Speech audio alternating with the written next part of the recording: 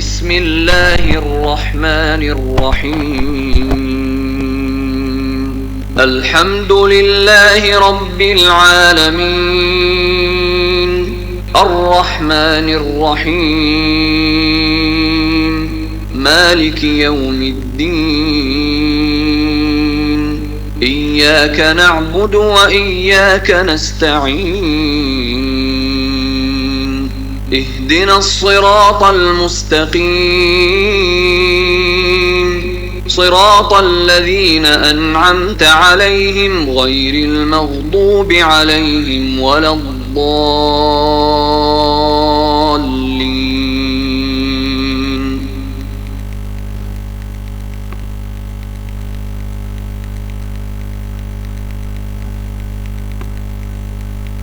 ألف لام ميم ذلك الكتاب لا ريب فيه هدى للمتقين الذين يؤمنون بالغيب ويقيمون الصلاة ومما رزقناهم ينفقون والذين يؤمنون بما أنزل إليك وما أنزل من قبلك وبالآخرة هم يوقنون أولئك على هدى من ربهم وأولئك هم المفلحون إن الذين كفروا سواء اعوذ باللہ من الشیطان الرجیم بسم اللہ الرحمن الرحیم اللہ کے نام سے ہم شروع کرتے ہیں قرآن کا آغاز، جیسے کہ ہم کل بھی یہ بات کر رہے تھے کہ سورہ فاتحہ سے ہوتا ہے، اس کے ترجمے کے ساتھ ہی ہم شروع کرتے ہیں، اور ہمارا فارمیٹ انشاءاللہ تعالیٰ یہ رہے گا کہ مختصر سی تفسیر آیتوں کی ہم ساتھ ساتھ کرتے جائیں گے۔ تلاوت ہم شروع کی کچھ آیات کی کر لیا کریں گے انشاءاللہ روزانہ، اور جیسا کہ گروپ پہ بات ہوئی کہ 1 گھنٹے کا میکسیمم ایک لیکچر انشاءاللہ ریکارڈ ہوگا۔ تو دیکھتے ہیں، اللہ سے دعا کے ساتھ شروع کرتے ہیں کہ ہم کہاں تک اس قرآن کو لے کے جا سکیں گے۔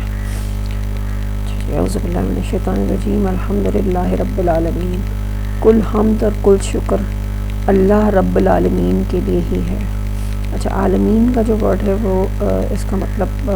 کیا ہوتا ہے کہ تمام قسم کی ذی شعور مخلوق جو کہ دنیا ہے بلکہ اس پوری کائنات کے اندر موجود ہے۔ جو اللہ تعالیٰ کسے ہم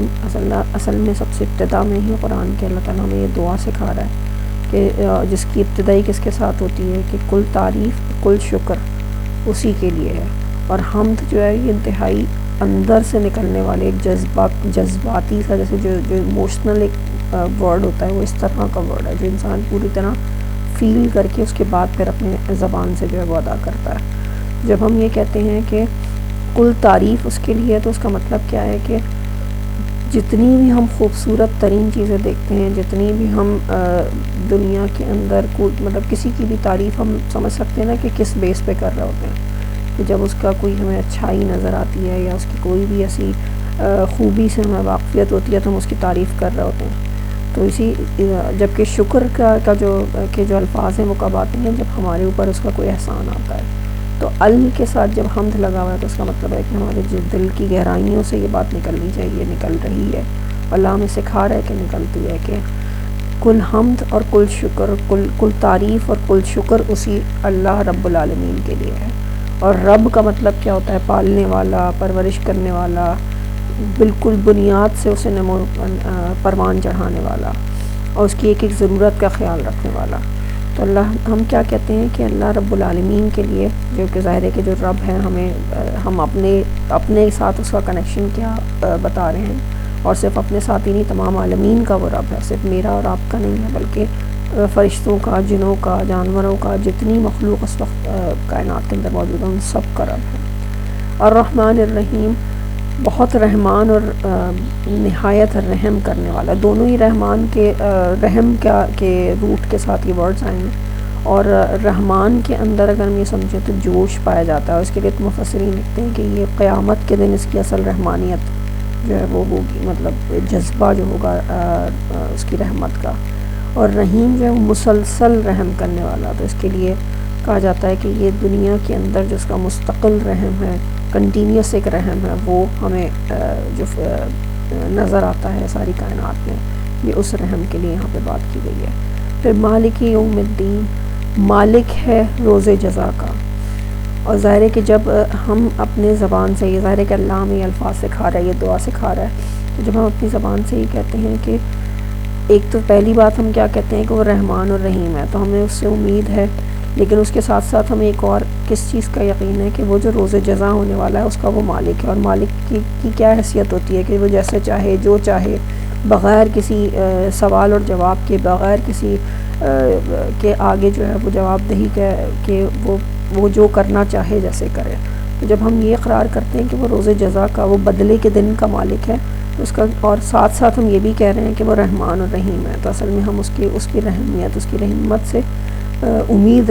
لگا کے اور اس سے پھر یہ آگے جو ہے وہ دعا مانگتے ہیں. اور کیا کہتے ہیں کہ ایاک نعبد و ایاک نستعین, کہ ہم تیری ہی عبادت کرتے ہیں اور تجھ ہی سے ہم مدد مانگتے ہیں. اہدنا الصراط المستقیم. اور اس کے لیے ایک حدیث آتی ہے کہ بلکہ وہ حدیث قدسی ہی ہے کہ اس دعا کو, یعنی سورہ فاتحہ کو ہم نے اپنے اور اپنے بندے کے درمیان آدھا آدھا بانٹ لیا ہے. تو پھر بڑی تفصیل سے وہ حدیث ہے, لیکن بات یہی کہ جب میرا بندہ کہتا ہے الحمدللہ رب العالمین, تو اللہ کہتا ہے کہ میرے بندے نے میرے حمد کی. تو اسی طریقے سے آتا ہے پھر جب یہاں پہ پہنچتا ہے کہ ایاک نعبد و ایاک نستعین,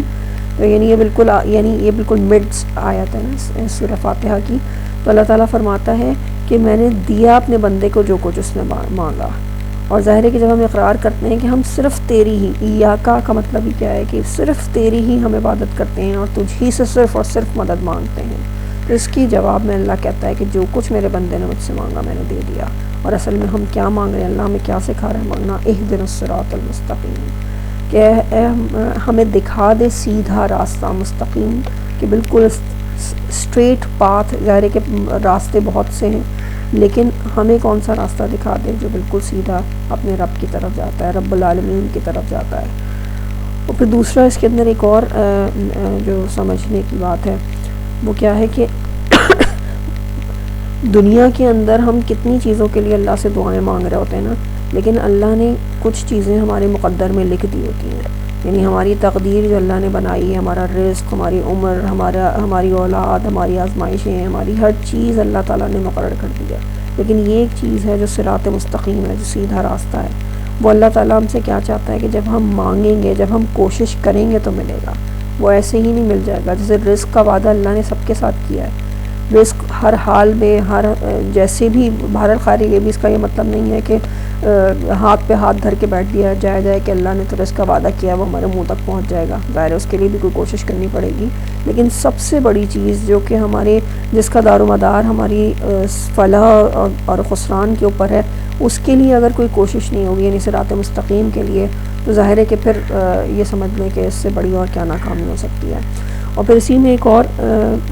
چیز آ سکتی ہے کہ ہمیں اللہ تعالیٰ یہ سکھا رہا ہے, اور ظاہر ہے کہ ہم سب پڑھتے ہیں نمازوں کے اندر, ہم 5 نمازیں پڑھ رہے ہیں, کتنی ہماری رکعات ہوتی ہیں, ان ہر رکعت کے اندر ہم سورہ فاتحہ لازمی پڑھ رہے ہوتے ہیں. یعنی سورہ فاتحہ کا کیا مطلب ہے, یہ دعا, یہ ہدایت کی دعا ہم ہر وقت اپنی زبان سے ادا کر رہے ہوتے ہیں. تو اللہ تعالیٰ اصل میں ہم سے کیا مطلب, اگر ہم یہ سوچیں کہ ہم صرف زبان سے یہ دعا پڑھتے چلے جائیں اور ہمارا عمل جو ہے وہ اس راستے کے اوپر چلنے کے لیے نہ کوئی کوشش ہو, نہ کوئی ارادہ ہو, تو اس طرح تو نہیں ہو سکتا کہ ہمارے منہ تک جو ہے وہ کوئی ہدایت اللہ تعالیٰ لے کر آ جائے گا, یا کوئی فرشتے ہمارے پاس آ جائیں گے جو ہمیں سیدھے راستے پہ پکڑ کے ہاتھ چلانا شروع کر دیں گے. ایسا نہیں ہوگا. ہمیشہ جو قدم ہوگا وہ انسان کو خود اٹھانا پڑے گا.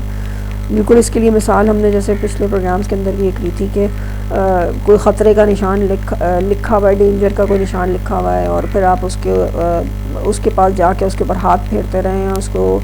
کہتے رہیں کہ ہاں بڑا اچھا فونٹ ہے اور بہت اچھی باتیں لکھی ہوئی ہیں, بہت اچھا لکھا ہوا ہے, تو ظاہر ہے وہ آپ کے لیے کوئی بالکل بھی کوئی فائدہ مند نہیں ہو سکے گا. کہ بہرحال وہ تو آپ کو یہ خبردار کرنے کے لیے لکھا گیا تھا یا لگایا گیا تھا وہ نشان کہ یہاں پہ آگے خطرہ ہے. اب آپ جا کے اس کو چھو کے دیکھیں تو آپ کو کوئی خطرے سے پھر نہیں بچا سکے گا. تو یہ اصل میں اللہ سے ہم جب ہدایت مانگ رہے ہیں، اور جیسے ہم نے پہلے بھی بات کی کہ اس دعا کے جواب میں جب اللہ تعالیٰ کہتا ہے نا میں نے دیا اس نے جو کچھ مانگا، تو جب ہم نے ہدایت مانگی تو اللہ نے پورا قرآن ہمارے آگے رکھ دیا. تو اب اس صورت میں اب ہماری طرف سے کیا ہمارا کیا عمل ہونا ہے، ہمارا کیا طریقہ کار ہونا چاہیے اس قرآن کے ساتھ، کیا تعلق ہمارا ہونا چاہیے، مطلب عمل ہمارا کتنا ہے اور یہ قرآن ہم سے کیا کہہ رہا ہے. یہ دونوں چیزیں ہمیں اپنے سامنے رکھ کے ضرور دیکھنی ہیں. پھر اللہ تعالیٰ فرماتا ہے صراط الذین انعمت علیہم غیر المغضوب علیہم ولا الضالین. یعنی ہم مزید اسپیسیفائی کرتے ہیں اپنی دعا کے اندر کہ اللہ سیدھا راستہ کون سا ہے، ان لوگوں کا راستہ جن پر تیرا انعام ہوا، نہ کہ ان لوگوں کا جن پر تیرا غضب ہوا، بلکہ مغضوب علیہم جو کہ مغضوب ہوئے، جو کہ جن کے اوپر غضب کیا گیا، ولا الضالین اور نہ وہ جو کہ گمراہ ہو گئے. تو اس میں ایک جو خاص چیز اس کے لیے مفسرین لکھتے ہیں، پہلے بھی ہم نے سورہ بقرہ کے حوالے سے بات کی تھی کہ مغضوب علیہم یہ اصل میں یہود کی قوم تھی جن کے اوپر اللہ کا غضب نازل ہوا تھا، ولا الضالین اور یہ وہ قوم تھی جو کہ عیسائی کی ہم اس کو قوم کہتے ہیں کہ جو اپنے نبی کے محبت کے اندر اتنی حد تک بڑھ گئے تھے کہ وہ گمراہی کا شکار ہو گئے. یعنی وہ غلط طرف اپنے دین کو لے کے چلے تو بڑے نیک نیتی کے ساتھ تھے لیکن وہ غلط طرف اپنے دین کو پورا گھما کے لے گئے. تو یہ گمراہ لوگ جو ہیں وہ عیسائی ہیں. تو اللہ سے ہم اصل میں کیا کہہ رہے ہیں، اور ظاہر ہے کہ یہ صرف بہرحال یہ بھی بات نہیں ہے کہ اللہ نے یہاں پہ اگر کہنا ہوتا تو یہود اور نصارہ کا لفظ استعمال کر لیتا، اللہ کے پاس لغت کی کوئی کمی نہیں. لیکن یہاں پہ مغضوب علیہم کہنے کا مطلب کیا ہے کہ ہر وہ طریقہ، ہر وہ راستہ جو یہودیوں نے، جو بنی اسرائیل نے کر کے دکھایا، ان سب سے ہم اپنی پناہ مانگ رہے ہیں. اور پھر اس کے بعد دوسرا جو عیسائیوں نے جس طریقے سے اپنے نبی کو خدا بنا لیا، اس رستے سے بھی ہم اللہ کی پناہ مانگ رہے ہیں. تو یعنی بالکل جنرل سی بھی ایک بات ہو جاتی ہے. اور پھر اس کے بعد اللہ تعالیٰ اس کے جواب میں، جب دعا کے جواب میں پورا قرآن ہمارے سامنے رکھتا ہے تو ہم یہ دیکھتے ہیں کہ سورہ بقرہ کے اندر بنی اسرائیل یعنی یہودیوں کے بارے میں کی تاریخ کے بارے میں ہمارے سامنے، ان کے رویوں کے بارے میں ہمارے سامنے بات آ جاتی ہے. اور اسی کے آگے بالکل جو اگلی صورت ہے سورہ آل عمران، اس کے اندر ہمیں جو حضرت عیسیٰ علیہ السلام کے ماننے والے اور اس کے بعد ان کی جو گمراہی کا جو سبب بنا، وہ پورے واقعات ہمارے سامنے اللہ تعالیٰ رکھ دیتا ہے سورہ آل عمران کے اندر. تو یعنی کس طرح سے اللہ تعالیٰ سیکوینس کے ساتھ جو ہے وہ جو دعا ہم کر رہے ہیں اس کے جواب میں وہ پوری تاریخ ہمارے سامنے آ جاتی ہے، وہ واقعات، وہ رویے سامنے آ جاتے ہیں کہ کون سے ہیں وہ رستے، کون سا ہے وہ طریقہ جو مغضوب علیہم کی طرف جائے گا اور کون سا ہے وہ طریقہ جو کہ ضالین کی طرف جائے گا. اور پھر بیچ میں سب سے پہلے کون سا ہے وہ طریقہ جو کہ انعمت علیہم یعنی کہ جن کے اوپر تیرا انعام کیا گیا. تو ظاہر ہے جو انبیاء کے جتنے بھی طریقے پورے قرآن کے اندر ہم پڑھتے چلے جائیں گے وہ سارے وہ طریقے ہیں جو کہ اصل میں کیا تھے کہ جن کے اوپر انعام کیا گیا، چاہے وہ انبیاء ہوں، چاہے وہ ان کے ماننے والے وہ فالوورز ہوں جن کے اوپر اللہ کا انعام نازل ہوا. بسم اللہ الرحمن الرحیم. سورہ بقرہ کی ابتدا کرتے ہیں الف لام میم. پہلے ہی الفاظ کون سے ہیں؟ حروف مقطعات. حروف مقطعات کا مطلب کیا ہے کہ ان کی میننگس، اس کے جو مفہوم ہے وہ کسی کو بھی نہیں معلوم. ایون نبی اکرم صلی اللہ علیہ وسلم نے کہیں کسی بھی لیول کے اوپر نہ اس کا کوئی ترجمہ بتایا نہ، اور اس کو کہا یہ گیا کہ یہ اس کی جو بھی میننگز ہیں یہ صرف اللہ ہی کو معلوم ہے. اور پھر اس کے اندر ایک چیز تو یہ آ جاتی ہے کہ اس کی جو ٹوہ لگانا اور اس کے اوپر اس کے معنی تلاش کرنے سے بھی منع کر دیا گیا. لیکن ایک چیز ایک ہم اپنا مائنڈ سیٹ ایک ضرور ان الفاظ سے جو بھی صورتیں جو بھی شروع ہوتی ہیں اس میں ضرور ہمیں، بلکہ یہ سمجھ لیں کہ یہ تو قرآن ہی کی ابتدا ہو رہی ہے. ابھی ہم نے دعا کی اور اب ہم قرآن جب کھول رہے ہیں مصحف کے اندر، جب ہم بات کرتے ہیں نا ہم اس قرآن کو اس وقت پڑھی اسی انداز میں رہے ہیں کہ جس طرح یہ مصحف کی ترتیب کے اندر موجود ہے. تو پھر اس میں سب سے پہلے الفاظ حروف مقطعات یعنی الف لام میم آنے کا مطلب کیا ہو گیا کہ یہ وہ الفاظ آ گئے، یعنی اللہ تعالیٰ پہلے ہی الفاظ وہ لا رہا ہے جن کی میننگز ہمیں نہیں معلوم، جو ہمیں نہیں پتہ کہ یعنی پہلا جو ہمارا جو رویہ ہونا چاہیے اس قرآن کی طرف آنے کا وہ کیا کہ اے میرے رب میں کچھ نہیں جانتی. اللہ تیرا تو پہلے لفظ ہی اس قرآن کا جس کے ساتھ تو نے الفاظ جو شروع کیا اس کے ہی مجھے نہ مفاہیم پتہ ہیں نہ مجھے کوئی ان کے مطالب پتہ ہیں. تو اللہ تیرا علم بہت بڑا ہے، میرا علم بہت ناقص ہے. اس مائنڈ سیٹ کے ساتھ، اور چاہے پیچھے سے کتنی دفعہ قرآن پڑھا ہوا ہے، کتنی دفعہ ہم نے خود دورہ قرآن کیا ہوا ہو، کتنی تفاسیر پڑھی ہوئی ہوں، ہر دفعہ جب ہم قرآن پڑھ رہے ہوں تو اس انداز کے ساتھ اس کے اوپر آئیں کہ جیسے بالکل پہلی دفعہ یہ قرآن کہ اللہ ہمیں کچھ نہیں معلوم، اللہ تو ہمیں ہدایت دینے والا ہے. ہم نے اللہ سے ہدایت مانگی تھی، اللہ تعالیٰ قرآن کے اندر ہدایت دے گا تو بالکل جیسے ہوتا ہے نا کہ بالکل رینیو کر کے ہم اپنی پوری سوچ کو، اپنی فکر کو، اپنے پورے پچھلے کے جتنے ہمارے جتنے آئیڈیالوجیز بنی ہوئی ہیں، جتنے ہمارا کیا کہنا چاہیے ایک پورا ایک ہوتا ہے نا کہ ذہن سازی ہوئی ہوتی ہے، ہم ان سب کو ایک طرف رکھ دیں اور ہم اب یہ سوچیں کہ اللہ ہمیں کیا بتا رہا ہے، اللہ ہمیں کس طریقے سے قرآن کے اندر گائیڈنس اور ہدایت عطا کرتا ہے. اگلی آیت کیا ہے؟ ذالک الکتاب لا ریب فیہ، یہ وہ کتاب ہے جس میں کوئی شک نہیں. یعنی ابتدا وہی ہم نے اس کے بارے میں بھی کل بات کی کہ اللہ پہلی بات ہی کیا کر دیتا ہے کہ اس کے لیے اگر ہدایت چاہیے نا تو ایک تو پہلی چیز کیا کہ اپنی ساری بائسز کو ایک طرف رکھ دینا ہے. اور بائسز کا کیا مطلب ہو گئی کہ جو میرے پہلے سے جو میری سوچ، جو پہلے سے میرے خیالات بنے ہوئے تھے ان کو میں ایک طرف رکھ دوں. کیوں؟ اس لیے کہ میرا علم ناقص ہے. اور دوسری بات جو یہاں سے سٹارٹ کرنی ہے، جو شروع کرنی ہے ہدایت کے لیے، اگر ہدایت کی طلب میں اس کتاب کی طرف آیا گیا ہے، کیونکہ لوگ تو بہت مختلف ارادوں سے اس کتاب کو پڑھتے ہیں نا. بہت سے لوگ صرف اس کے اوپر اعتراض کرنے کے لیے آتے ہیں، بہت سے لوگ کوئی سائنس ڈھونڈنے کے لیے آتے ہیں، بہت سے لوگ کچھ بس ایسے ہی برکتوں کے لیے آتے ہیں. تو اس کتاب کا اعجاز ہی یہ ہے کہ جو جس ارادے سے اس کے اوپر آئے گا اس کے لیے وہ اتنی ہی کافی ہوگی. ہوتا ہے نا کہ جیسے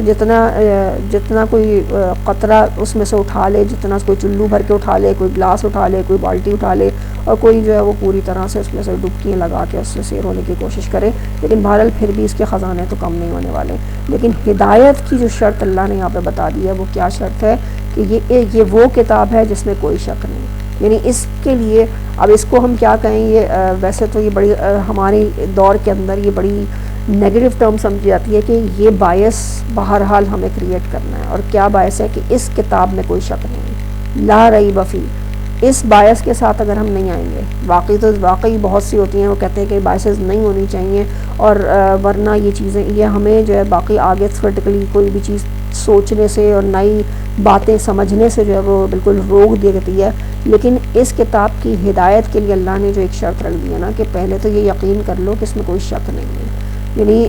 یہ وہ کتاب نہیں ہے کہ جس کے اندر آپ کرٹیک کرنے کے لیے آ جائیں، تنقید کرنے کے لیے آ جائیں، بلکہ اس یقین کے ساتھ آئیں گے کہ اس میں یہ بہرحال میرے رب کا کلام ہے اور اس میں کوئی ایک رتی برابر کی بھی کوئی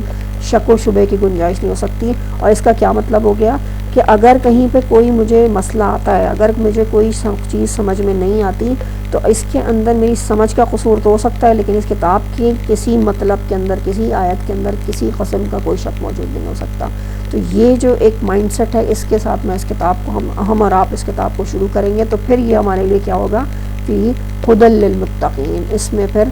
ہدایت ہے. اور پھر اگلی ایک اور چیز ہمارے سامنے کیا آ گئی، متقین کے لیے ہدایت ہے. یعنی ایک اور شرط اللہ نے کیا بتا دی کہ اس میں تقویٰ کا ہونا بھی بہت ضروری ہے. یعنی یہ وہ لوگ کہ جو کانشیس تو ہوں اپنے رب کے بارے میں، جو خیال تو کرتے ہوں، جنہیں اپنے جو اعمال ہیں ان کا کوئی نتائج کی کوئی احساس تو ہو. ایسے لوگ جو کہ صرف کہتے ہیں نا کہ جو آج کل کی ایک ٹرم بڑی استعمال کی جاتی ہے کہ کھالے پیلے جیلے والی جو زندگی گزار رہے ہوتے ہیں، کہ جن کو کوئی فکر ہی نہیں کہ کل کو کیا ہونے والا ہے یا میں جو کر رہا ہوں اس کے کیا اثرات جو ہے وہ میرے آگے آنے والے ہیں یا میرے آگے کی نسلوں کے اوپر پڑنے والے ہیں. جو اس قسم کے کسی بھی احساس سے بالکل ہی الگ ہو کر زندگی گزار رہے ہیں، تو پھر ان کے لیے بھی اس کتاب کے اندر وہ ہدایت نہیں ہو سکتی کہ جو کہ اس کا حق ہے اس ہدایت کا حاصل کرنے کا. تو یہ کہ یہ اس میں کس کے لیے ہدایت ہے؟ متقین کے. الذین یؤمنون بالغیب ویقیمون الصلاۃ ومما رزقناہم ينفقون. اب تقویٰ والوں کی کچھ صفات اللہ تعالیٰ نے یہاں پہ بیان کر دی ہیں. وہ کیا ہیں کہ یہ وہ لوگ ہیں جو کہ ایمان لاتے ہیں غیب پر، غیب میں رہتے ہوئے ایمان لاتے ہیں اور قائم کرتے ہیں نماز، اور جو کچھ ان کو دیا گیا ہے اس میں سے خرچ کرتے ہیں. یعنی یہ دو تین، اب یہاں پہ تین ہم سمجھ لیں کہ اس آیت کے اندر مزید خصوصیات آ گئیں. اور یہ کن لوگوں کی خصوصیات ہیں؟ جن میں اللہ کا تقویٰ موجود ہوتا ہے، جن میں اللہ کے بارے میں اللہ کی موجودگی کا، اس کے محبت کا احساس موجود ہوتا ہے، اور یہ احساس موجود ہوتا ہے کہ مجھے جواب دہی کرنی ہے. تو ان کی جو خصوصیات ہیں ان میں سے سب سے پہلی یہ کہ غیب میں رہتے ہوئے بھی وہ ایمان لاتے ہیں. انہیں نہیں معلوم، ہم نہیں دیکھتے کہ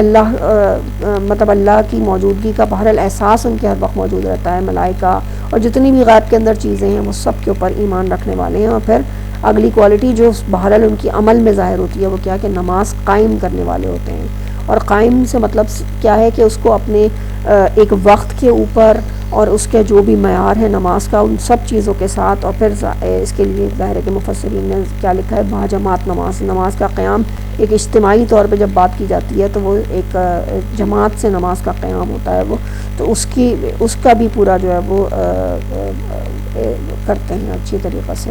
اہتمام۔ وہ مما رزقناہم ينفقون، اور جو کچھ بھی رزق ان کو دیا گیا اس میں سے خرچ کرتے ہیں۔ والذین یؤمنون بما انزل الیک وما انزل من قبلک، اور وہ لوگ جو ایمان لاتے ہیں جو کچھ آپ پر نازل کیا گیا صلی اللہ علیہ وسلم اور جو کچھ آپ صلی اللہ علیہ وسلم سے پہلے نازل کیا گیا، یعنی کتابوں کے اوپر،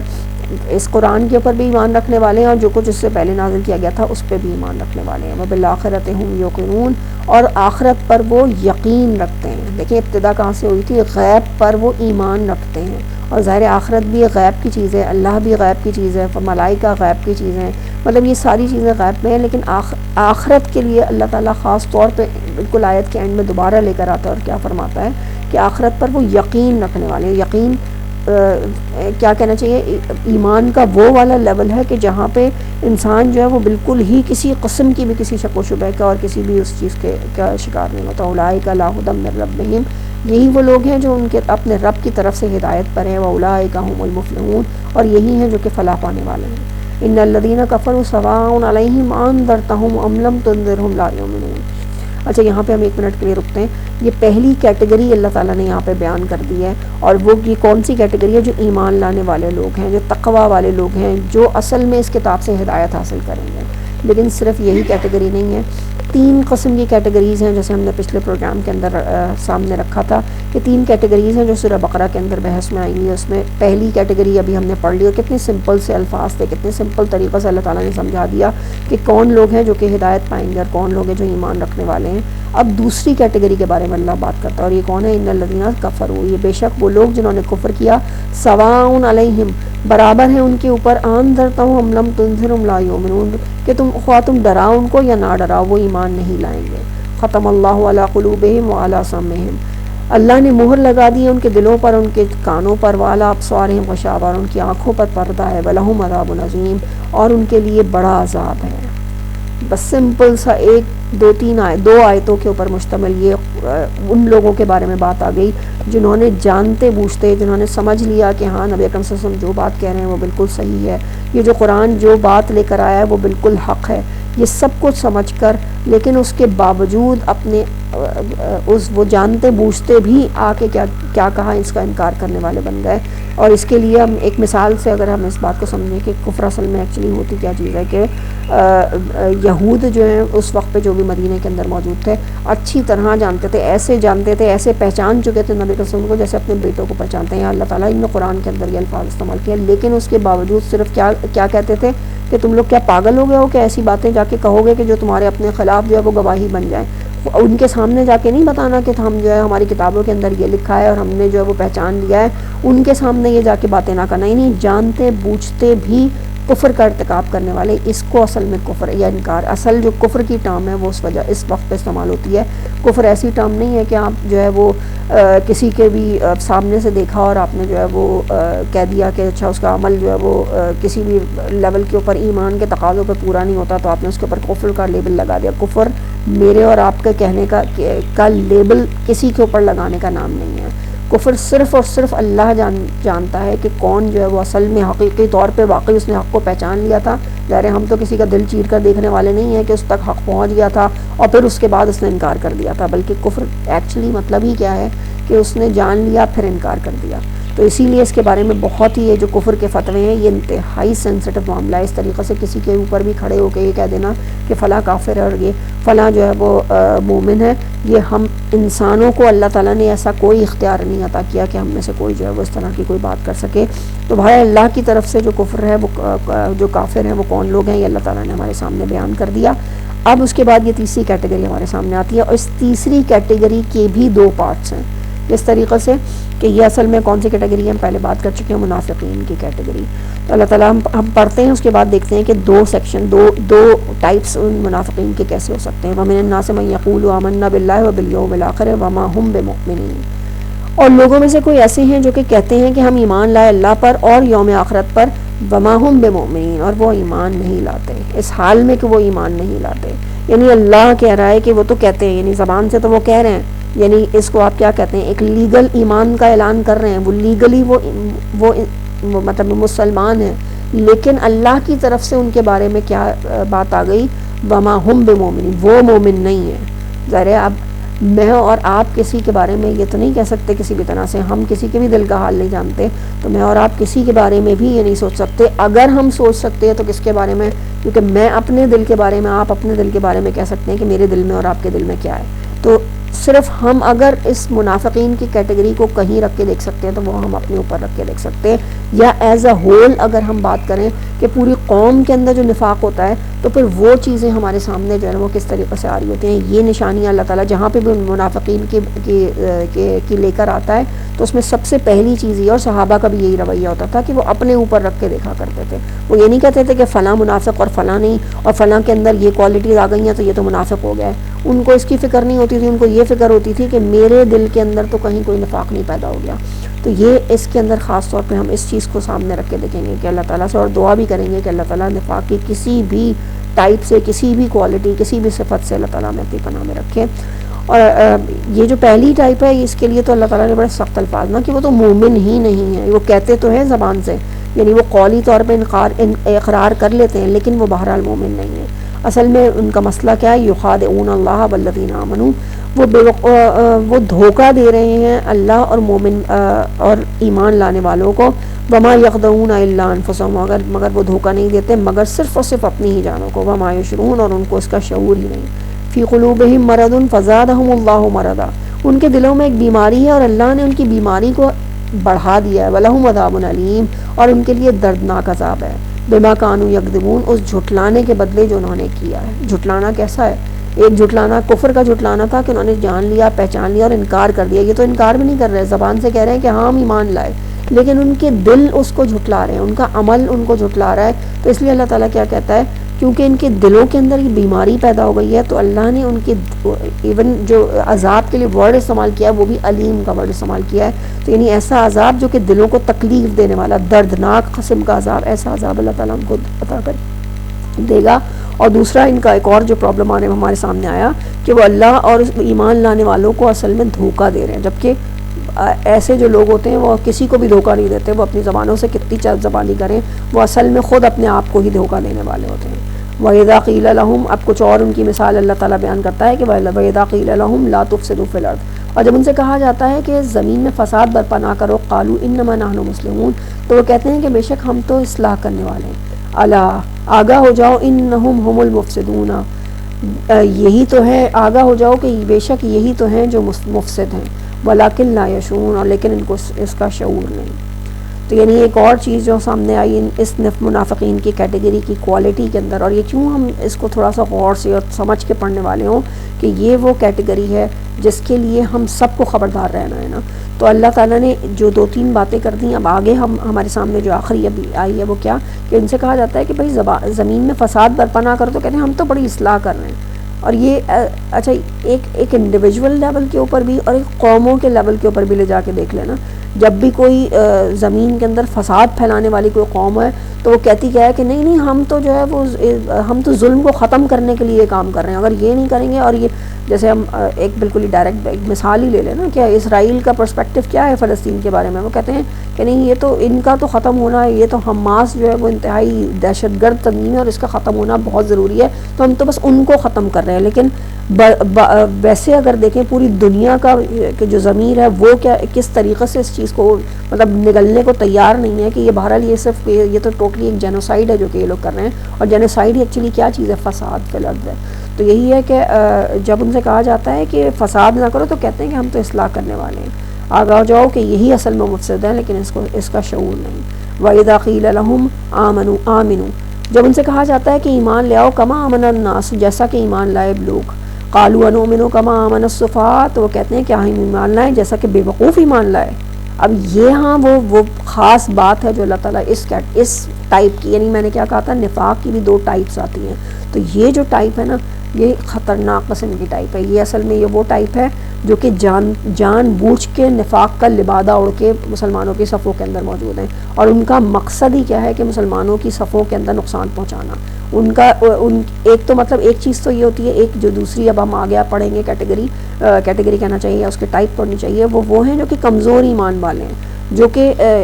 ماحول کو دیکھ کے ایمان لے آئے ہیں لیکن تھوڑا انہیں مشکل ہو رہی ہے، مشکل جہاں پہ انہیں مشکل لگتی ہے تو وہاں پہ وہ رک جاتے ہیں، یہ والا ایک رویہ ہے۔ لیکن دوسرا جو رویہ ہے وہ تو باقاعدہ سازشی رویہ ہے۔ تو ان کا جو یہاں پہ اللہ تعالیٰ بات کر رہا ہے وہ یہ ہے کہ جب ان سے کہا جاتا ہے کہ ایمان لاؤ، جیسا کہ ایمان لائے عامر الناس، جیسا کہ ابو بکر، جیسے عمر، جیسے عثمان، جیسے یہ لوگ ایمان لائے، ایسے تم لوگ بھی ایمان لاؤ۔ تو وہ کیا کہتے ہیں؟ ان کا جواب ہے کہ ہم بے وقوف ہیں کہ بے وقوفوں کی طرح ایمان لائیں۔ آگاہ ہو جاؤ، انہم هم السفہاء ولکن لا یعلمون، آگاہ ہو جاؤ، اصل میں یہی بے وقوف ہیں لیکن ان کو اس کا علم نہیں۔ وَإِذَا لَقُوا الَّذِينَ آمَنُوا قَالُوا آمَنَّا، اور جب وہ ملتے ہیں جب وہ ملتے ہیں ایمان والوں سے تو وہ کہتے ہیں ہم ایمان لائے۔ وَإِذَا خَلَوْا إِلَىٰ شَيَاطِینِهِمْ، اور جب وہ اپنے شیطانوں سے ملتے ہیں خلوت میں تو شیطانوں کی طرف جاتے ہیں، قَالُوا إِنَّ مَعَكُمْ، تو کہتے ہیں کہ بے شک ہم تو تمہارے ساتھ ہیں، إِنَّمَا نَحْنُ مُسْتَهْزِئُونَ، اور ہم تو صرف اور صرف استہزاء کر رہے تھے، مذاق کر رہے تھے۔ اللہ یستہزئ بہم، اللہ مذاق کرتا ہے ان سے، وَیَمُدُّهُمْ فِی طُغْیَانِہِمْ یَعْمَہُونَ، اور ان کو چھوڑ دیتا ہے ان کی طغیانی میں، ان کی بغاوت میں اندھا بھٹکتا ہوا۔ تو یعنی ان کا جو پورا ان کا جو حال ہے جو اس والے ٹائپ کا، وہ کیا ہے کہ وہ جب مسلمانوں کے ساتھ ہوتے ہیں تب تو کہتے ہیں کہ ہم تو بھائی اچھا ٹھیک ہے، ہم تو ایمان لے آئے ہیں، لیکن جب اپنے ہی جیسے لوگوں کے اندر ہوتے ہیں، اپنے شیاطین کے درمیان میں ہوتے ہیں تو کہتے ہیں ہم تو بے وقوف، ہم تو بس مذاق کر رہے تھے، ہمارے اصل مطلب تھوڑی تھا، اصل میں تو ہم تمہارے ساتھ ہیں۔ تو یہی اصل میں نفاق کو اب اگر ورڈ کو ہی سمجھ لینا تو نفاق کا مطلب ہی ہوتا ہے کہ دو سوراخ، ایسی سرنگ جس کے دو سوراخ ہوں، تو جو اپنا جہاں سے بھی اپنا فائدہ مل جاتا ہے وہ وہاں سے وہ نکل جاتا ہے۔ تو ایک منافق جو ہوتا ہے نا، اس کی یہی ہر وقت کیفیت رہتی ہے کہ جب وہ ایک طرف ہوگا تو اس کی طرف ہو جائے گا، دوسری طرف ہوگا تو اس کی دوسری طرف ہو جائے گا۔ تو یعنی اس نے دونوں چیزیں، اپنے دونوں جو منہ ہیں وہ اوپن کر کے رکھے ہوئے ہیں، اپنے دونوں گنجائشیں اس کے پاس موجود ہیں کہ جہاں بھی اسے فٹن لگے، محسوس کرے، وہ اپنے آپ کو وہاں پہ اپنے آپ کو رکھ لے۔ اچھا، اولئک الذین اشتروا الضلالۃ بالہدی، یہی لوگ ہیں جنہوں نے ہدایت کے بدلے میں گمراہی کو خرید لیا ہے۔ فما ربحت تجارتہم، اور بہت ہی فما ربحت تجارتہم، بہت ہی بری ہے یہ تجارت، وما کانوا مہتدین، اور وہ ہدایت کے اوپر نہیں ہے۔ مثلہم کمثل الذی استوقد نارا، اب یہ سیکنڈ کیٹیگری تو نہیں آئے گی، اسی کے ساتھ ہی اسی مثال کے اندر اب دوسری ٹائپ آ جائے گی، لیکن ہم یہ دیکھیں گے اللہ تعالیٰ کتنی جو ہم نے شروع میں بات کی تھی کتنی تفصیل کے ساتھ اس جو نفاق کی جو کیٹیگری ہے اس کے اوپر بات کر رہا ہے۔ اب مثال سے، یعنی ایک طرح سے اگر ڈائریکٹ بات کرنے سے نہیں سمجھ میں آئی تو اب اللہ تعالیٰ ایک مثال ہمارے سامنے لے کر آیا ہے، ایک نہیں ہے بلکہ یہ 2-3 مثالیں سامنے آ جائیں گی۔ کس طریقے سے اللہ تعالیٰ فرماتا ہے مثلا ان کی مثال ایسی ہے کہ کمثل الذی استوقد نارا، کہ جیسے کسی ایک شخص نے آگ روشن کی، فلما اضاءت ما حولہ، پھر جب وہ روشن ہو گیا، اس نے اپنے اس آگ نے خوب اس ماحول کو روشن کر دیا، ذہب اللہ بنورہم، تو اللہ نے ان کا نور ہی سلب کر لیا، وترکہم فی ظلمات لا یبصرون، اور ان کو چھوڑ دیا اندھیروں کے اندر، اور ان کو کچھ بھی سجھائی نہیں دیتا۔ یعنی مطلب کیا ہوا، اس کا جو مفسرین نے اس کا مطلب لیا ہے وہ کیا لیا ہے کہ یہ اصل میں ایسا ہی ہے کہ نبی اکرم صلی اللہ علیہ وسلم نے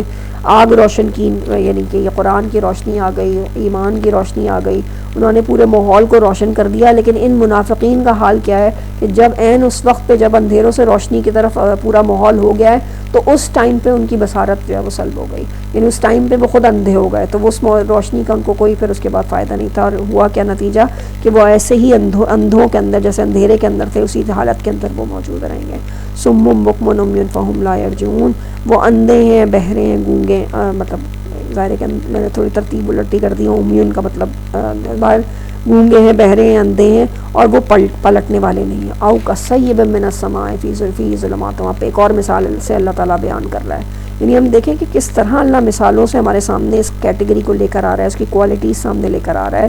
کہ ایک تو یہی آ گئی سب سے پہلی، اگر ہم اس کو اب اس چیز کو نا تھوڑا سا ہم اپنے ذہن میں رکھیں، اس کے سیکوینس کو بھی ذہن میں رکھیں تو پھر ہمارے اور مزید ذہن میں آئے گا، سمجھ میں آئے گا، ریفلیکشن سمجھ میں آئے گا کہ کیسے اس پہ تدبر کیا جا سکتا ہے۔ کہ پہلی مثال اللہ کی طرف سے کیا آئی کہ جب آگ روشن ہو گئی تو اس وقت پہ ان کا نور جو ہے وہ سلب کر لیا گیا۔ اب دوسری جو مثال آ رہی ہے وہ کیا ہے کہ او کصیب من السماء فیہ ظلمات ورعد وبرق، کہ جیسے آسمان سے زور کی بارش ہو رہی ہے، اس میں بجلی بھی ہے اور زور کی آواز بھی ہے، رعد اور برق برق جو ہے وہ یعنی بجلی اور رات زور کا جو دھماکہ ہوتا ہے جو اس میں بجلی کے ساتھ ہوتا ہے. یجعلون اصابعهم فی آذانہم من الصواعق حذر الموت, اور وہ اپنے کانوں میں انگلیاں ٹھوسے لیتے ہیں موت کے ڈر سے. واللہ محیط بالکافرین, اور اللہ احاطہ کیے ہوئے ہے کافرین کا. یعنی اب یہاں دیکھیں ہم کہ نفاق سے اب کفر کی طرف اللہ تعالیٰ لے کر چلا گیا ہے. یعنی ان کا حال کیا ہے کہ جب جس وقت پہ جیسے آسمان سے زور کی بارش ہو رہی ہے تو اس وقت کچھ نہ کچھ تو روشنی بھی آتی ہے نا, تو اور پھر زوردار قسم کی آواز ہے. اب جب بھی کوئی آواز آتی ہے یا اس کو اسی طرح سے نہیں, مثال کے اندر اس کے ذریعے سے اللہ تعالیٰ اصل میں کیا دے رہا ہے کہ جب بھی کوئی آیت نازل ہوتی ہے جس کے اندر نفاق کے بارے میں کوئی بات ہوتی ہے تو وہ ڈر کے مارے اپنے کانوں میں انگلیاں ٹھونس لیتے ہیں کہ ہم تک تو یہ آواز ہی نہ آئے, ہمیں پتہ ہی نہ چلے کہ یہ کیا بات کہی جا رہی ہے. کہیں یہ انہیں ہر کہنے والی بات ایسا لگتا ہے کہ یہ ہمارے خلاف ہے, ہر آنے والی آیت انہیں لگتا ہے کہ یہ ہمارے خلاف بات ہو رہی ہے. تو یہ جو نفاق کا ایک خاص ایک اور ایک خصوصیت ہوتی ہے یا ایک پرابلم ہوتی ہے, یا یہ کہہ لیں کہ اس کو پہچاننے کا ایک جو ہے پیمانہ جو ہے وہ یہ ہو سکتا ہے کہ انسان جو ہے نا ہر کہیں بھی جانے والی بات کو سمجھتا ہے کہ یہ میرے بارے میں کہی جا رہی ہے. تو یعنی یہ نفاق جو دل کا چور ہوتا ہے نا, وہ دل کا چور اس طریقے سے بار بار سامنے آتا ہے. بھلے کوئی بالکل ہی جنرل قسم کی بات ہو رہی ہو, اس میں بھی لگے گا یہ تو اس نے میرے بارے میں بات کر دی. تو یہ جو چیز ہے نا, اس کے اوپر اگر ہم میں سے کسی کے اندر اللہ تعالیٰ ہمیں اس سے محفوظ رکھے, لیکن اگر یہ چیز سامنے آ رہی ہے تو اس کا مطلب ہے کہ ہمیں اپنی فکر کرنے کی بہت ضرورت ہے کہ ہمیں جو ہے وہ بس ہر بات سے لگتا ہے کہ بالکل جیسے کہ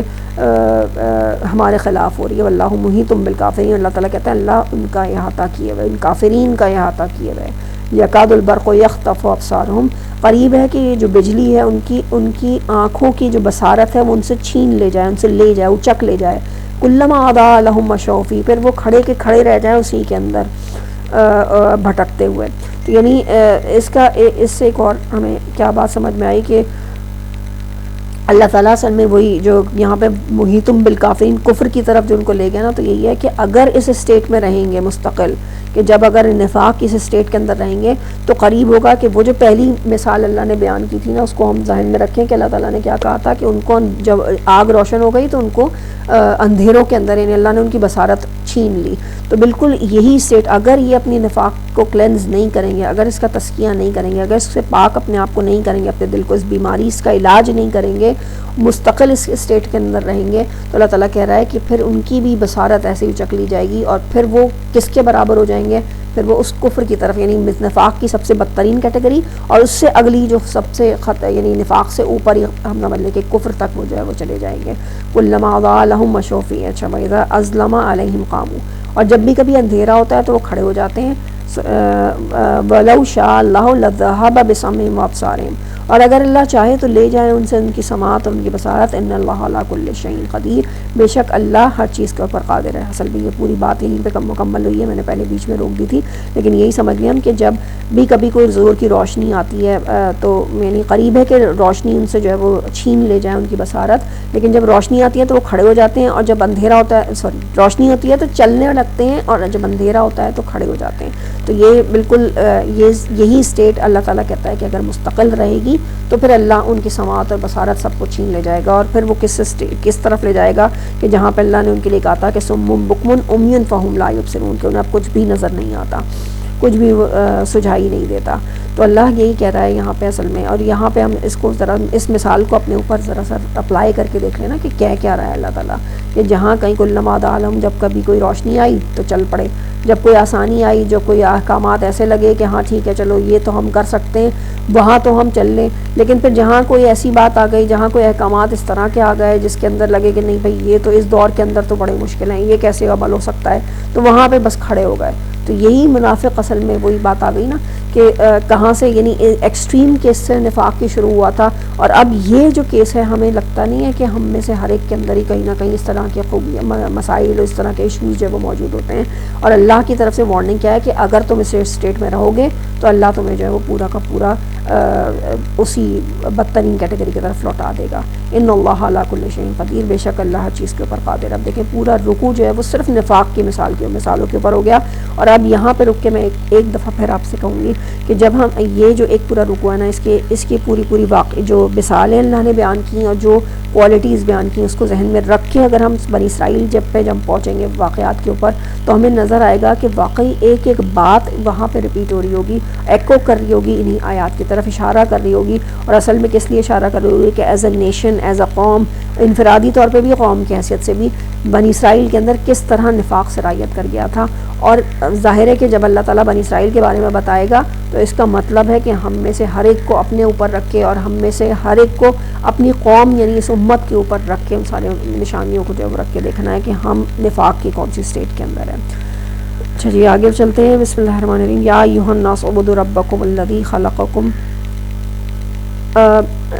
خلقکم والذین من قبلکم لعلکم تتقون، اے انسانوں بندگی اختیار کرو اپنے رب کی جس نے تم کو پیدا کیا، اور ان لوگوں کو جو کہ تم سے پہلے تھے، لعلکم تتقون تاکہ تم لوگ تقوی اختیار کرو۔ الذی جعل لکم الارض فراشا والسماء بناء، اور وہ کہ جس نے تمہارے لیے بنایا زمین کو فرش اور آسمان کو چھت، وانزل من السماء ماء، اور آسمان سے پانی برسایا، واخرج به من الثمرات رزقا لکم، اور اس سے نکالے ہر طرح کے پھلوں کے رزق تمہارے لیے۔ فلا تجعلوا للہ اندادا وانتم تعلمون، پس نہ بناؤ اللہ کے لیے کوئی برابر اس حال میں کہ تم جانتے ہو۔ وَإِن كُنتُمْ فِي رَيْبٍ مِّمَّا نَزَّلْنَا عَلَىٰ عَبْدِنَا فَأْتُوا بِسُورَةٍ مِّن مِّثْلِهِ، اور اگر تم کسی شک میں ہو کہ جو ہم نے اپنے بندے یعنی اس کی کس کے اندر شک میں ہو، جو کچھ ہم نے اپنے بندے پر نازل کیا یعنی اس قرآن کے بارے میں، فَأْتُوا بِسُورَةٍ مِّن مِّثْلِهِ، تو پھر لے آؤ ایک صورت بھی اسی جیسی، وَادْعُوا شُهَدَاءَكُم مِّن دُونِ اللَّهِ، اور بلا لو اپنے ساتھ اپنے گواہوں کو اللہ کو چھوڑ کر، ان کنتم صادقین، اگر تم واقعی سچے ہو۔ اللہ کی طرف سے کیسا کھلا چیلنج جو ہے وہ ان کو دے دیا گیا کہ اگر تمہیں ابھی بھی کسی بھی قسم کا کوئی شک ہے اس کتاب کے حق ہونے پہ، اس کتاب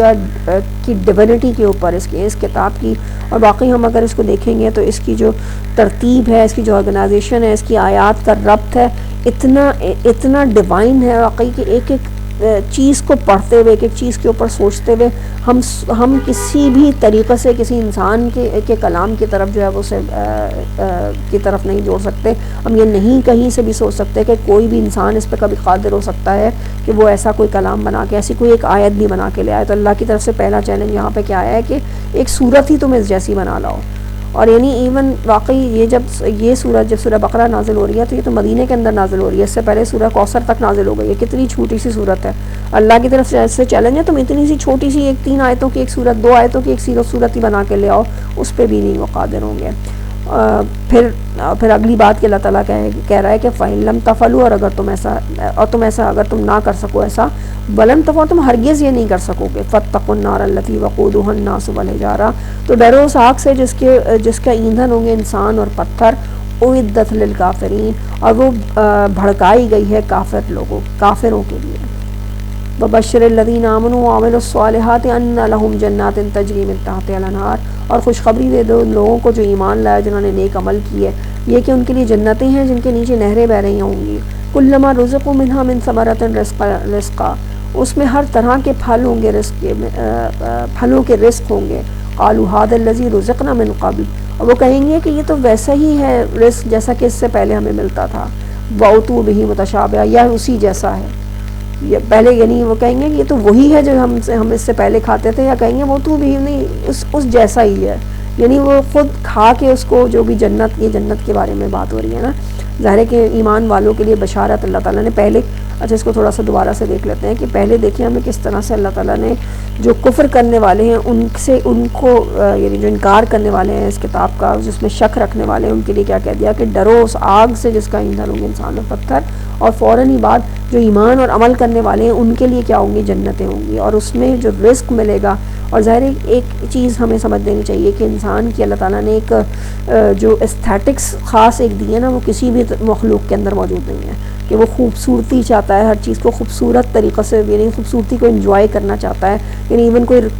رزق بھی ہوگا تو اسے بھی ڈیکوریٹ کر کے بڑا ٹیبل سجا کے اور بڑی خوبصورت کس طریقے کا ہم دیکھتے ہیں نا کہ کیسے ہم پریزنٹ کرنا ہمارے لیے کتنا امپورٹنٹ امپورٹنٹ ہوتا ہے. صرف یہ چیز نہیں ہے کہ وہ کیا چیز ہے بلکہ وہ کیسے دیا جائے گا, کیسے رکھا جائے گا, اس کے اوپر بھی جو ہے وہ. تو یہ جو ایستھیٹکس اللہ تعالیٰ نے انسان کو عطا کی ہے نا کہ جو وہ چاہتا ہے کہ وہ خوبصورت سے خوبصورت چیز کی تلاش میں رہے, تو یہ چیز ہی اس کو جو اس کا جو الٹیمیٹ جو کہنا چاہیے جو صلہ ملے گا, جہاں پہ واقعی انسان کو لگے گا کہ یہ ہے وہ خوبصورتی جس کی انسان نے ہمیشہ سے چاہ کی تھی دنیا کے اندر. اور ظاہر دنیا کیونکہ خود ناقص ہے تو کبھی اس کی وہ سیٹسفیکشن نہیں ہو پائی اس خوبصورتی کو دیکھتے ہوئے, تو وہ الٹیمیٹ خوبصورتی جو ہے اسے جنت کے اندر جا کے ملے گی. ہر چیز کا الٹیمیٹ,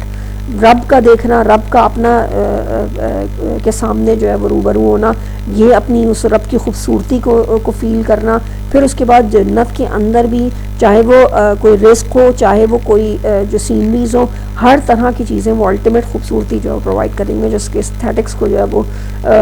کمفرٹ دے رہی ہوں گی. تو یہ ہے کہ اللہ تعالیٰ کیا فرماتا ہے کہ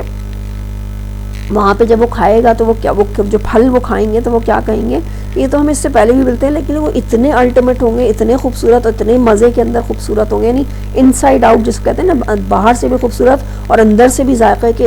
اتنے زبردست کہ وہ کہیں گے کہ یہ تو بالکل اچھا نہیں ہے, تو ویسے ہیں جیسے ہم کھاتے تھے, یعنی ایگزیکٹلی کاپی نہیں ہے, نہیں اسی طرح کے ہیں. کچھ ذائقہ شاید ویسا ہے لیکن شکل کچھ الگ ہے, یا شکل کچھ ویسی ہے, ذائقہ بالکل ہی کوئی الٹیمیٹ ہے. وَلَهُمْ فِيهَا أَزْوَاجٌ مُطَهَّرَةٌ, اور ان کے لیے وہاں پہ پاکیزہ بیویاں ہوں گی, زوج ہوں گے بلکہ. وَهُمْ فِيهَا خَالِدُونَ, اور اس میں وہ ہمیشہ رہیں گے. ان اللہ لا یستحی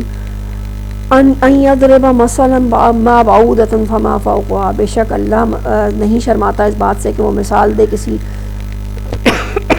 مچھر کی یا اس سے بھی کم تر کسی چیز کی. فَأَمَّا الَّذِينَ آمَنُوا, بس وہ لوگ جو کہ ایمان لائے, فَيَعْلَمُونَ أَنَّهُ الْحَقُّ مِن رَبِّهِمْ, بس وہ لوگ جو ایمان لائے وہ جانتے ہیں کہ یہ حق ہے ان کے رب کی طرف سے. وَأَمَّا الَّذِينَ كَفَرُوا فَيَقُولُونَ مَاذَا أَرَادَ اللَّهُ بِهَذَا مَثَلًا, پھر وہ لوگ جو کفر کرتے ہیں وہ کہتے ہیں کہ آخر کیا ارادہ ہے اللہ کا اس مثال کو بیان کرنے سے. يُضِلُّ بِهِ كَثِيرًا وَيَهْدِي بِهِ كَثِيرًا,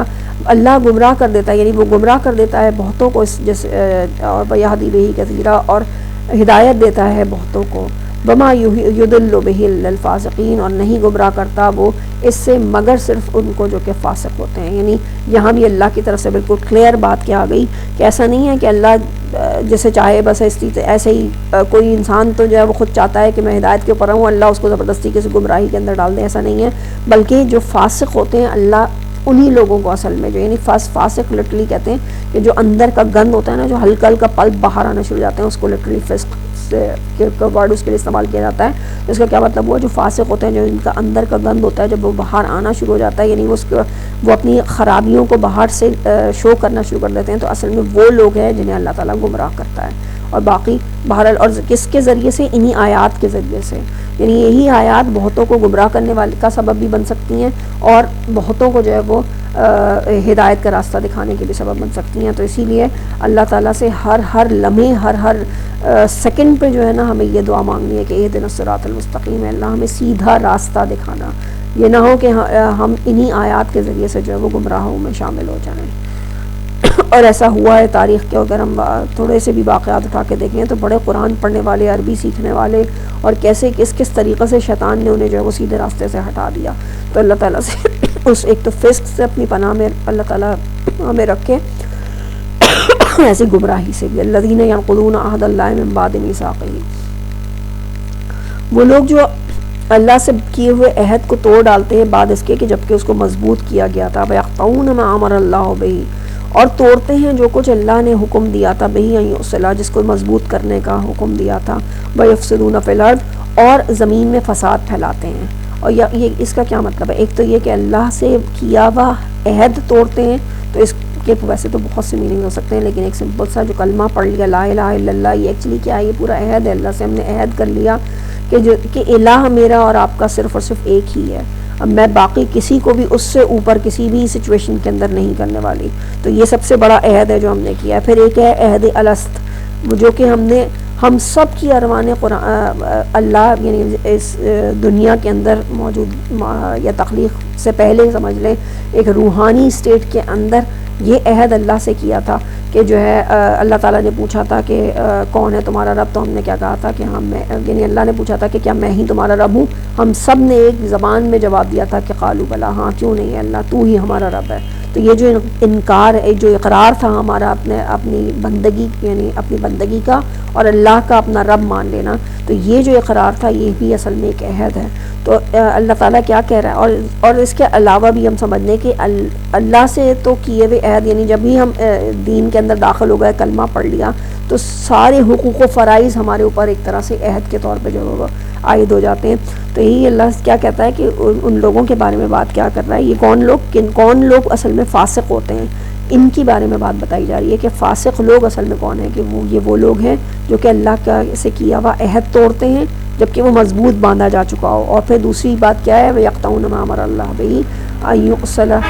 اس کے بارے میں جو مثال بیان کی جاتی ہے وہ کیا ہے، جو بتائی جاتی ہے کہ جو اپنے جو رشتے ہوتے ہیں، جو رحمی رشتے ہوتے ہیں، ان کو توڑنے والے بنتے ہیں۔ تو وہ اس کے لیے یعنی اللہ نے ان رشتوں کو جوڑنے کا حکم دیا ہے اور وہ ان رشتوں کو توڑتے ہیں۔ وَيُفْسِدُونَ فِي الْأَرْضِ، اور یہاں پہ ایک اور بات کو ہم سمجھ لیں کہ رشتے کا جو قطع رحمی ہے، قطع تعلق ہے کسی لوگ اپنے ہی رشتہ داروں کے ساتھ، اپنے رحمی رشتوں کے ساتھ، یہ اصل میں سب سے بڑی ریزن ہوتی ہے فساد فی الارض کی۔ یعنی دنیا کے اندر کتنا بھی فساد لے لے، وہ ابتدا کہاں سے ہوتی ہے، وہ اسی گھر کا جو ایک یونٹ ہوتا ہے جس میں جو ایک اللہ نے جو رحم کا مطلب کیا ہوتا ہے، جو ماں کے پیٹ سے جو رشتے بنتے ہیں، یعنی یہ بالکل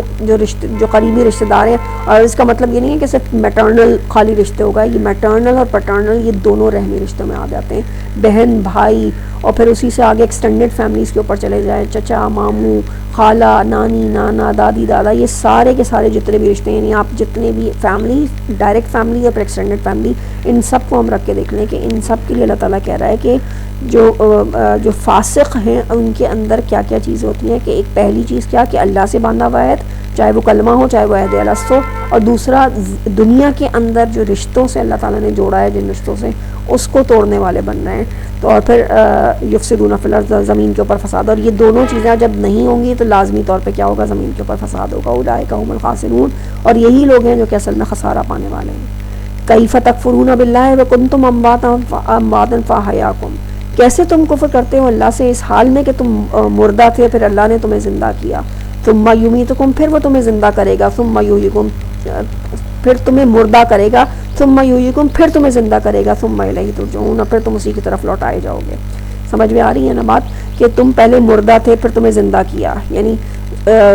ایک سمجھنے کہ روحانی اسٹیٹ کے بعد وہ جو عہد الست ہوا ہے، اس کے بعد اللہ تعالیٰ نے ہم سب کو سلا دیا تھا، اس حال میں اللہ نے اس پر زندہ کیا، یعنی وہ جو زندہ کیا ہمیں زمین کے اوپر، اس روح کو ہماری باڈی کے ساتھ، ہمارے جسم کے ساتھ جوڑ دیا گیا، ہمیں زندہ کر دیا گیا۔ ثم یمیتکم، پھر تم مار دیے جاؤ گے، پھر زندگی کے اندر، دنیا کے اندر ایک موت آئے گی، تم مار دیا جاؤ گے۔ ثم یحییکم، پھر تم اٹھائے جاؤ گے، پھر تم زندہ کیے جاؤ گے، قیامت کے دن وہ زندگی ہوگی۔ ثم الیہ ترجعون، پھر تم سب کے سب اسی طرف لوٹائے جاؤ گے، اور ظاہر ہے پھر وہ وقت ہوگا قیامت کا جب اللہ کی طرف لوٹنے کا۔ والذی خلق لکم ما فی الارض جمیعا، وہی تو ہے کہ جس نے تمہارے لیے بنایا زمین کے اندر سب کا سب۔ ثم استوى الی السماء، پھر اس نے استوار کیا آسمان کو، فسواہن، بالکل سیدھا اسٹریٹ استوار کر دیا، یعنی بیلنس کر دیا اس کو، اور کس صورت میں، سبع سماوات، 7 آسمانوں کے طور پہ، یعنی وہ جو آسمان لٹرلی ہمارے کوئی بھی اوپر فوقی چیز جو ہوتی ہے اس کو سما کہا جاتا ہے، تو یعنی 7 آسمانوں کی شکل میں، 7 آسمانوں کے طور پہ اللہ تعالیٰ نے اسٹریٹ کر دیا، بیلنس کر دیا ہمارے اوپر چھت کو۔ وَهُوَ بِكُلِّ شَيْءٍ عَلِيمٌ، اور وہ ہر چیز کا علم رکھنے والا ہے، یعنی نیچے زمین کے اوپر کیا کیا، جو کچھ بھی پیدا کیا ساری چیزیں وہ اللہ، اور ساتھ پہ کیا کر رہا ہے، الذی خلق لکم، تمہارے لیے پیدا کیا زمین میں، اور ساتھ میں آسمان بھی چھت کے طور پہ تمہارے اوپر تان دی، تو ہر چیز کا علم رکھنے والا ہے۔ اچھا بس آج کا بھی 53 منٹس ہو چکے ہیں، بس میرا یہی پلان تھا کہ اب یہاں سے انشاءاللہ تعالیٰ آگے جو ہے وہ آدم اور ابلیس کا واقعہ شروع ہو رہا ہے، تو کل ہم انشاءاللہ اس کو پڑھتے ہیں۔ آج ہم اتنا ہی رکھتے ہیں۔ صدق اللہ العظیم، اللہ تعالیٰ ہمیں اس کے اوپر عمل کرنے والا بنائے، اور جو کچھ بھی ہم سے کمی یا کسر اس کے اندر رہ گئی، اللہ تعالیٰ ہمیں اس کے لیے ہماری مغفرت فرما، ہمیں معاف کر دینا، اور اس قرآن کے اوپر اس قرآن کو ہماری آنکھوں کا نور، ہمارے دل کی ٹھنڈک بنا دینا، اس کے تلاوت کرنے والا بنا دینا۔ صدق اللہ العظیم۔ سبحانک اللہم و بحمدک، نشہد ان لا الہ الا انت، نستغفرک